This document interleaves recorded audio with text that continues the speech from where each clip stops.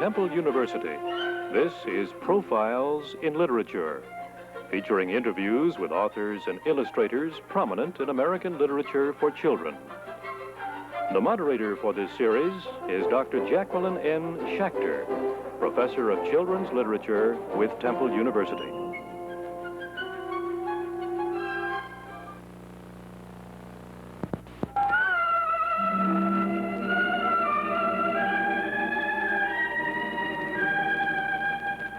Here it was. In this place, many men named Chavez have come. And my grandfather as well, and my father, and my uncles, Bonifacio and Eli, and my big brother, Gabriel.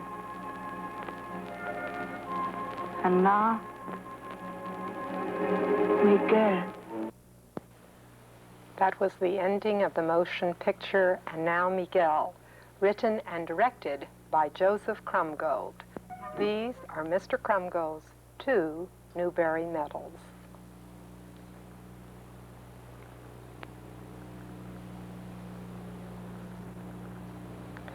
Welcome, Mr. Joseph Krumgold, first to win 2 Newbery medals for And Now Miguel in 1954 and Onion John in 1960.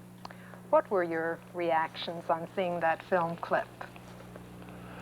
And I'm 20 years older, mostly. And that was the end of one picture that started a new career. At the time that scene was shot, I hadn't had any notion that I'd be involved with children's books at all. So the end of that was the beginning of something that's been an enormous satisfaction ever since. One of the greatest books for children, in my opinion. Very good of you to say that.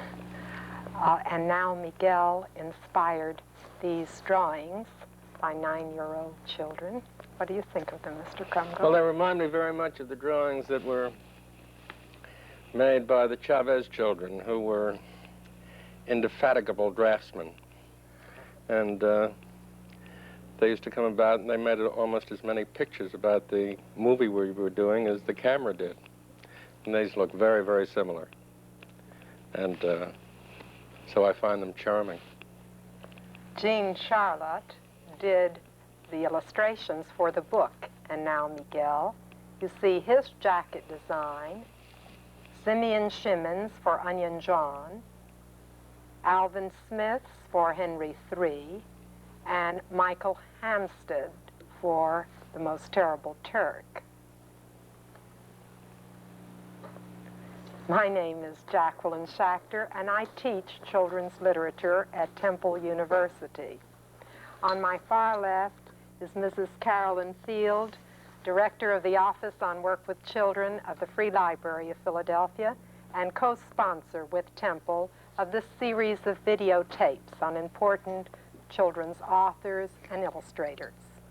On my immediate right is Dr. Miriam Wilt, nationally known in the field of children's literature, and a professor at Temple University, as is my distinguished colleague, Dr. Jenny Schultz. We welcome Mrs. Sarah Krasny, Welsh School Librarian, and last but far from least, Mrs. Joseph Krumgold, who accompanied our guest today from their home in Hope, New Jersey. We are joined by my students of children's literature.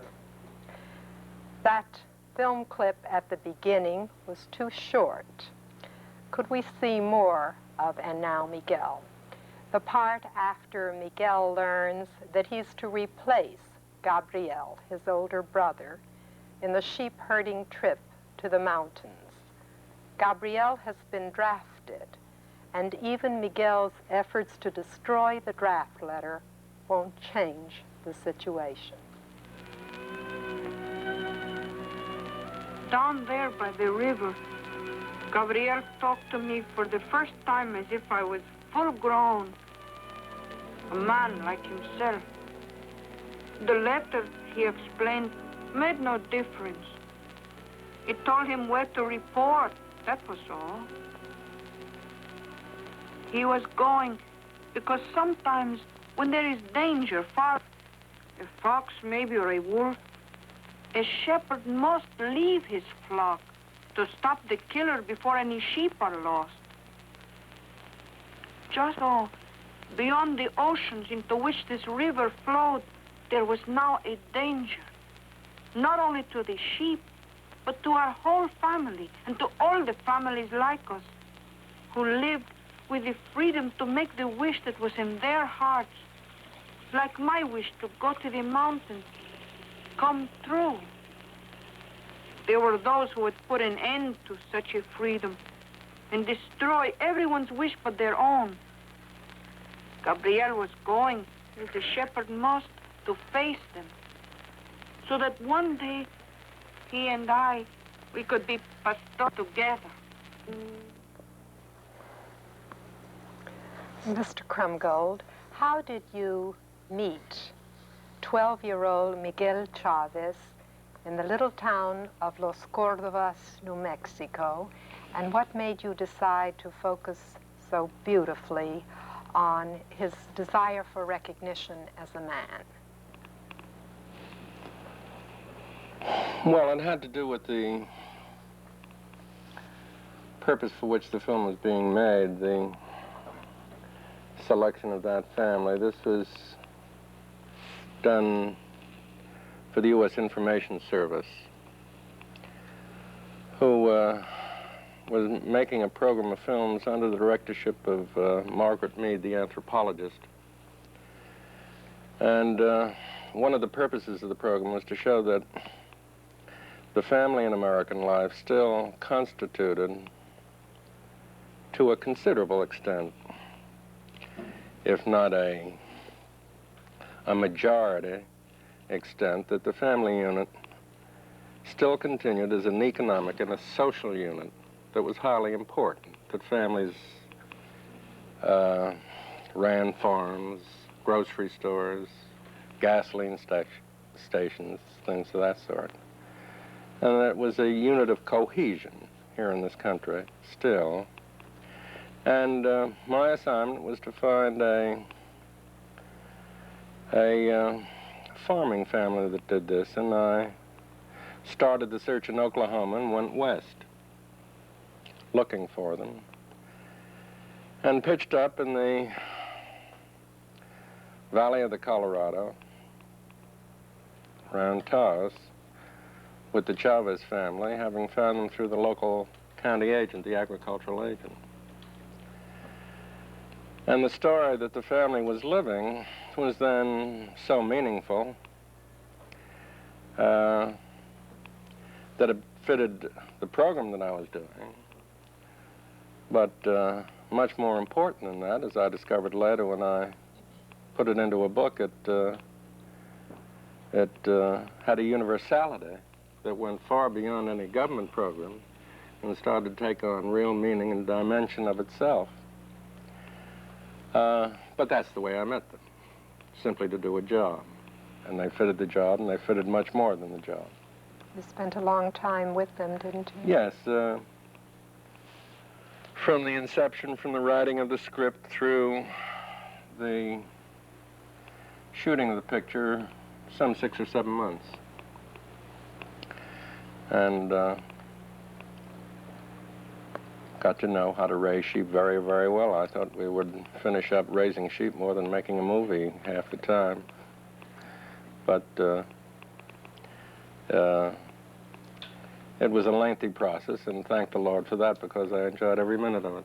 How did the theme of manhood quest come about? Of which? His quest for recognition as a man. Well, it was part, again, of the intention of the program that I was talking about, the wish to become not only the child of the family, but a functioning member of the family. And curiously enough, the sheep industry in itself places great emphasis on family. Mothering a ewe and a lamb is an industrial activity. If a sheep family doesn't stay together, you lose money. The lamb dies.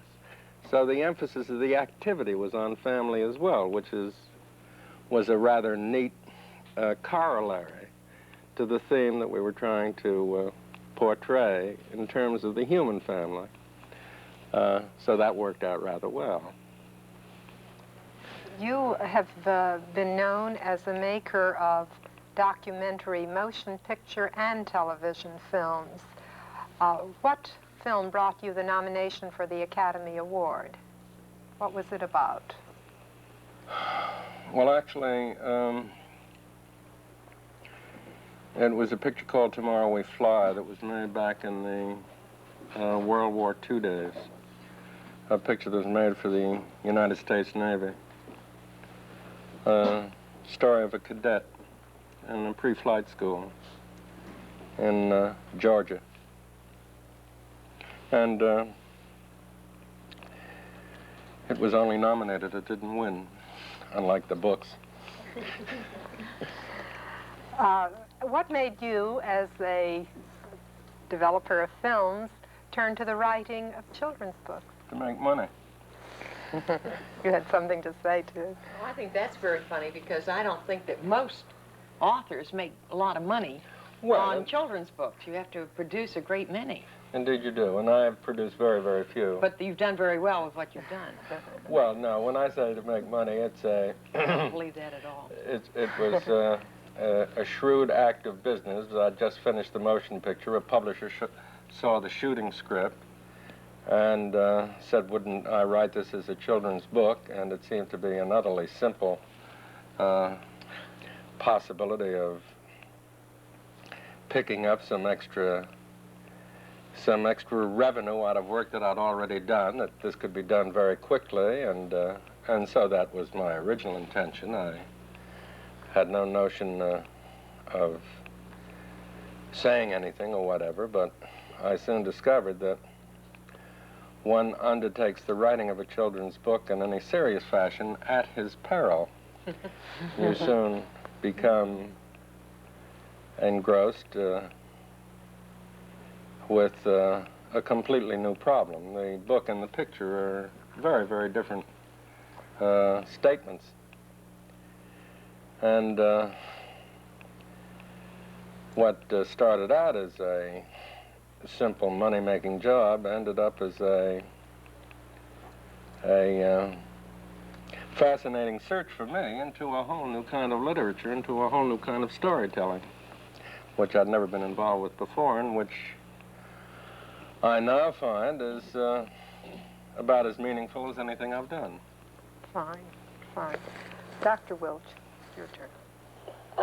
My one question that I particularly wanted to answer had to do with this writing for children after the film, and in a way I think you've answered it. But I understand you're writing something for adults now, and is this right? Yes. It happens to be about children. Well, what I was going to ask then is, do you do something different in your writing when your audience is going to be children and going to be adults, or do you just write? No. I think that that's a highly artificial category of the business of children's books or adult books. And my experience has been that the books that I've written, for instance, and now Miguel, is one of the, is the only book I've written which hasn't been published in, for instance, England. But it did appear there in an adult magazine called Women's Own. Not for children at all, but for adults. The last book that I did, Henry III, appeared in Good Housekeeping. That's one answer to your question. That's the commercial answer. There, you can't categorize these books in that fashion. But I find that in dealing with any subject, if you deal with it honestly, it's to fully realize the story you're telling with whatever potential you think it might have requires the hardest kind of labor, and when you're writing for a children's audience, which I find to be a much more critical and a much more honest audience, they're going to put your book down just as soon as they find you're either being patronizing or fashionable or phony, that you have to write somewhat harder. The book that I'm doing now, which happens to be on the Children's Crusade of the year 1212, is a book of nonfiction. It's a narrative history. I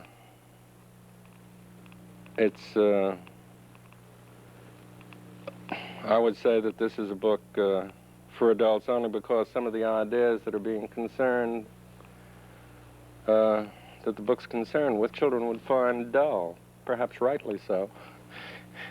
It's ancient history, and I think it's highly relevant to this time. I think we're going through another period similar to the time of the Children's Crusade. But I think that children would be impatient with this kind of long-distance historical analogy. That's all. It's just a matter of an attention span on the part of the adult and on the part of the child. But I see no other difference at all. Well, I liked N.L. Miguel, but I love Onion John. I'm delighted to hear Now, yes, I like the character and I like the book, I like everything about it.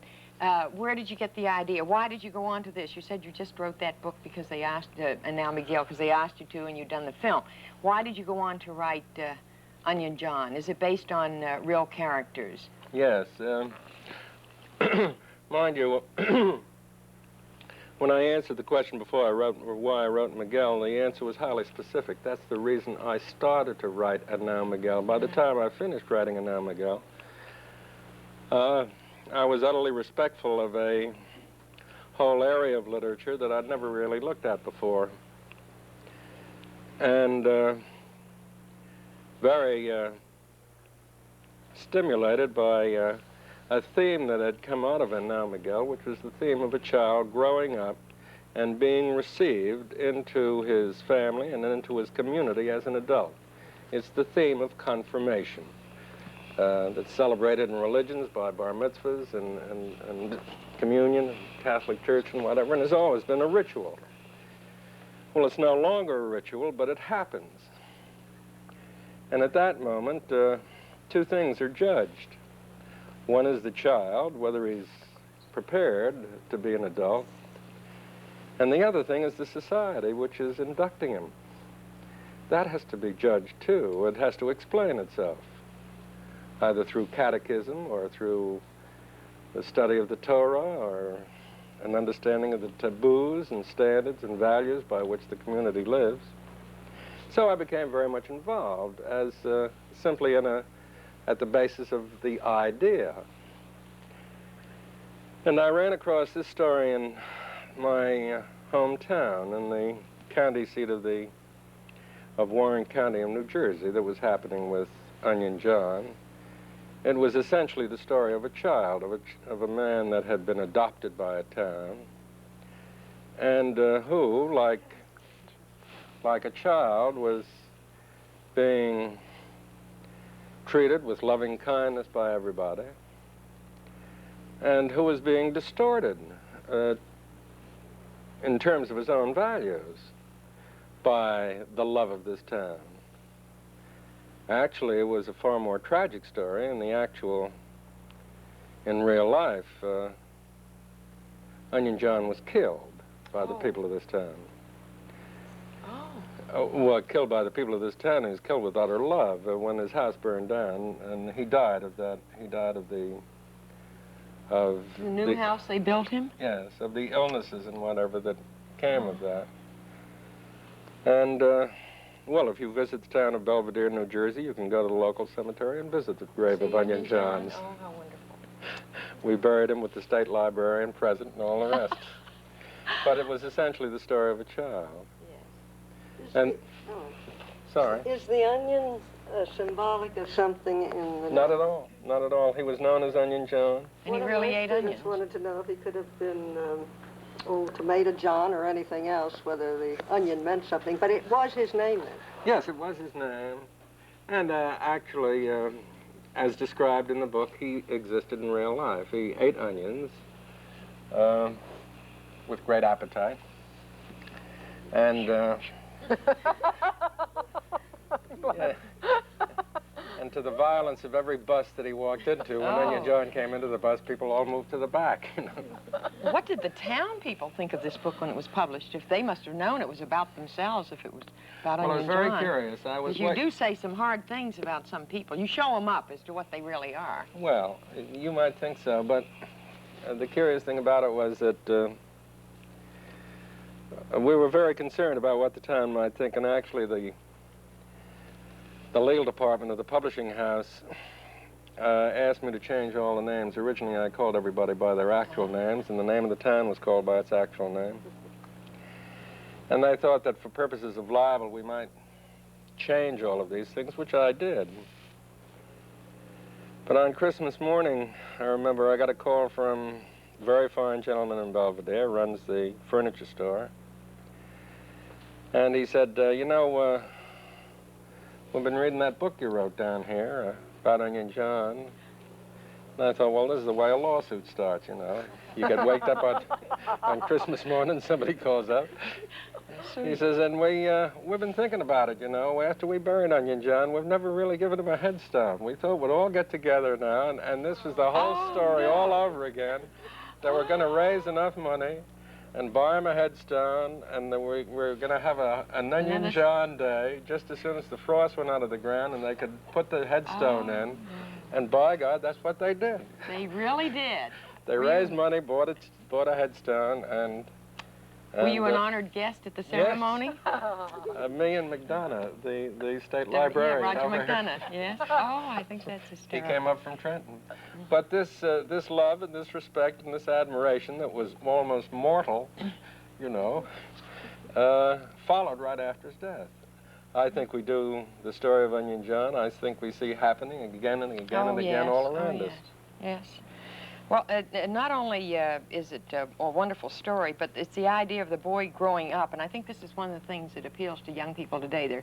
They're searching for a development. They want to grow up to be good men, and they're not always sure that they can in this world, and you give them some hope. I didn't think you were going to in Henry III. I didn't think they'd have any hope in that book, but they did toward the end of growing up into this world.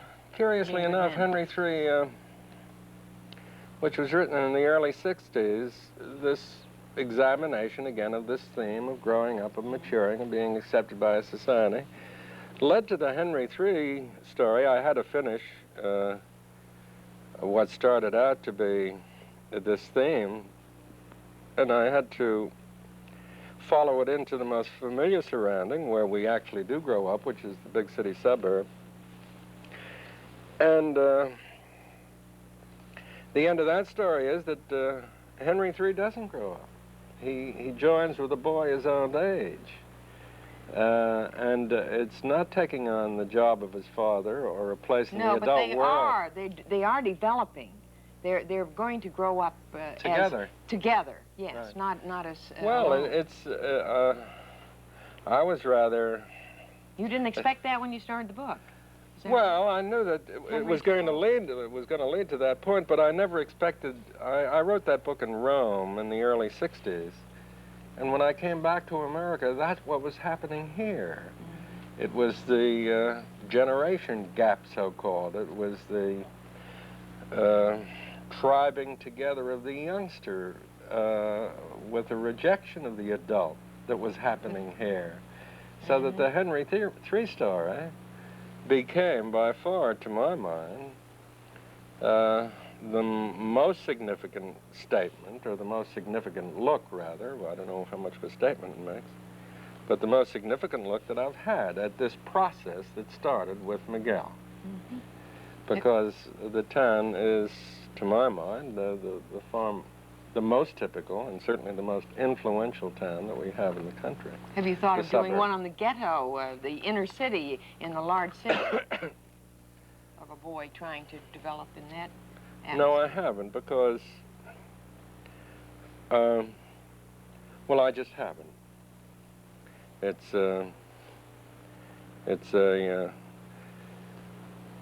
my anxiety was to find, or the relationship that appealed to me most, that I was more stimulated to examine, was the relationship of boy and family.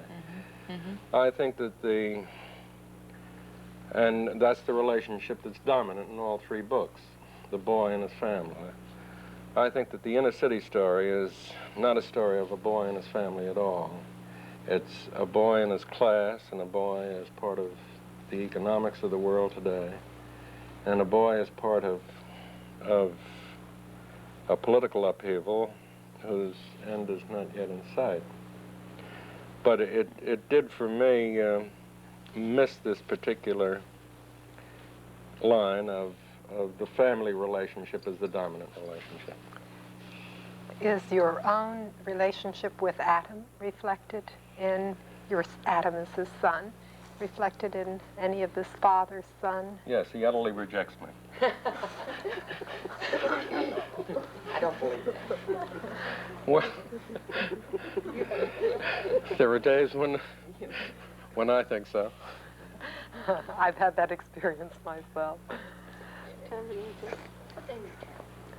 What sort of books did you read when you were growing up?